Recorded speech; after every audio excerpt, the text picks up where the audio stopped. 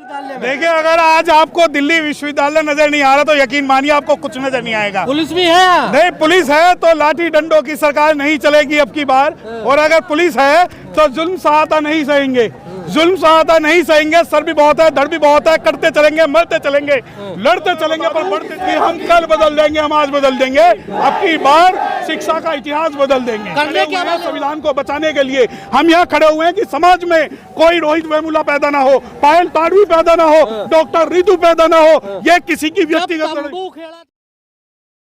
चलिए जी वकील साहब, क्या है आज इतनी भीड़ क्यों है यहाँ दिल्ली विश्वविद्यालय में? देखिए, अगर आज आपको दिल्ली विश्वविद्यालय नजर नहीं आ रहा तो यकीन मानिए आपको कुछ नजर नहीं आएगा। पुलिस भी है? नहीं, पुलिस है तो लाठी डंडों की सरकार नहीं चलेगी अब की बार।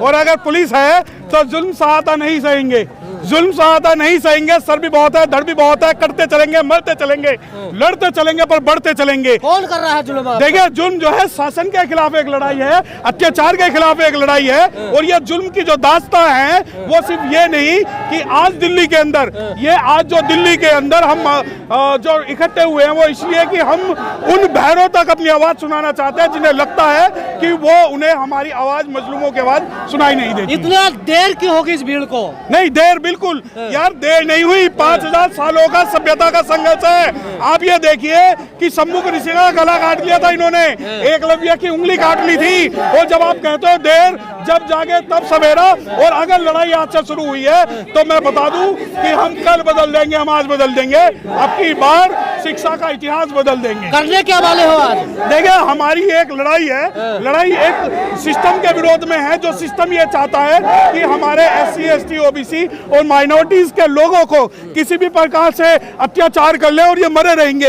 ये जिंदे लोग हैं और ये अपनी लड़ाई लड़ते रहेंगे। कौन कर रहा है अत्याचार? देखिए, अत्याचार बहुत सारे, ऐसा नहीं कि यहाँ पर जो सिर्फ VC अत्याचार कर रहा है। आज आप ये देखिए कि भारत के अंदर जितनी भी यूनिवर्सिटियां हैं उनके अंदर हमारे स्टूडेंट्स को टारगेट किया जाता है, हमारे प्रोफेसर्स को टारगेट किया जाता है, हमारे लोगों को टारगेट किया जाता है।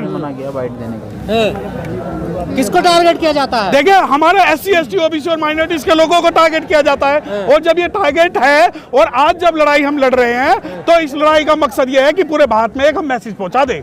आज क्या ताकत? देखिए, मेरी बात सुनिए। अगर पुलिस के डंडे और ये पानी की बौछार अगर ये सोचते हैं कि इस लड़ाई को ये शांत कर देंगे तो ये लड़ाई शांत नहीं होगी। अब आप कहते हैं कि क्या बदलेगा?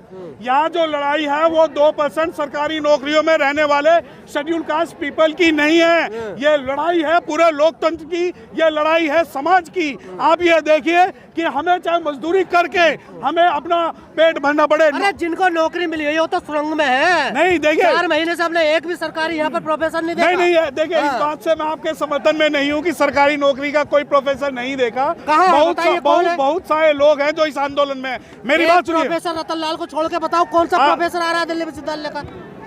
बाबा साहब सुनिए, बाबा साहब डॉक्टर भीमराव अंबेडकर साहब ने जब ये कहा था, be educate, educate does not mean literate person. If a person is holding PhD degree and he is not fighting for the rights of the society, then he is not true educated person. अगर कोई अनपढ़ आदमी भी समाज की लड़ाई में साथ आ रहा है और जिन प्रोफेसरों की, जिन सरकारी नौकरियों वालों की आप अगर इस बारे में जब डॉक्टर रितु को खींचा जा रहा था वो रो रही थी, तड़प रही थी और भावुक अपील कर रही थी, तब ये भीड़ कहाँ थी? नहीं, ये भीड़ जब भीड़ को पता लगा तो ये भीड़ यहाँ आई है। और सुनिए, आज किसके कहने पर आई है? सुनिए, ये भीड़ नहीं है, ये समाज का वो चेहरा है जो समाज आपके साथ कंधे से कंधा मिलाकर खड़ा है। जिसे आपको लगता है भीड़, ये भीड़ नहीं, ये क्रांति करने वाले वो लोग हैं जो सड़कों पर न डंडे से डरते हैं, न पानी से डरते हैं। और जिन्हें आपको लगता है भीड़, अगर आपको ये लगता है कि भीड़ है तो ये इतने जो लाठी डंडे और खाकी वर्दी खड़ी हुई है ना, ये भीड़ इनसे डर कर कभी भाग जाती। ये वो लोग हैं जो अपनी जान अपनी हथेली पे रख के चलते हैं। ये वो लोग हैं जो संविधान को मानने वाले, बाबा साहब डॉक्टर भीमराव अंबेडकर साहब को मानने वाले हैं। और ये भीड़ आज डॉक्टर रितु को न्याय दिलाने आई है, किसी को नेता बनाने आई है? देखिए, दो बातें बिल्कुल क्लियर। हम यहाँ पर खड़े हुए हैं तो हम यहाँ सिर्फ और सिर्फ डॉक्टर रितु के लिए नहीं खड़े, यहाँ हम किसी एक अत्याचार के खिलाफ नहीं खड़े, हम यहाँ खड़े हुए हैं संविधान को बचाने के लिए। हम यहाँ खड़े हुए हैं कि समाज में कोई रोहित वेमुला पैदा ना हो, पायल ताड़वी पैदा ना हो, डॉक्टर रितु पैदा ना हो। ये किसी की व्यक्तिगत तंबू खेला जा रहा था, डॉक्टर रितु अकेली लड़ रही थी। देखिए ये व्यक्तिगत लड़ाई नहीं है, ये सामाजिक तब लड़ाई ये है। अम्बेडकरवादी, ये नहीं, जागरूक लोग कहाँ थे? देखिए जब तंबू उखाड़ा जा रहा था तो बहुत सारे लोग उस रात थाने में थे, जिसमें समाज भी था, एडवोकेट्स भी थे और समाज के वो सभी लोग थे जो लोग इस लड़ाई को लड़ना चाहते हैं। तो क्या अब न्याय मिल पाएगा डॉक्टर? देखिए न्याय मिले ना मिले, परंतु हम लड़ते रहेंगे, बिल्कुल लड़ते रहेंगे। भैया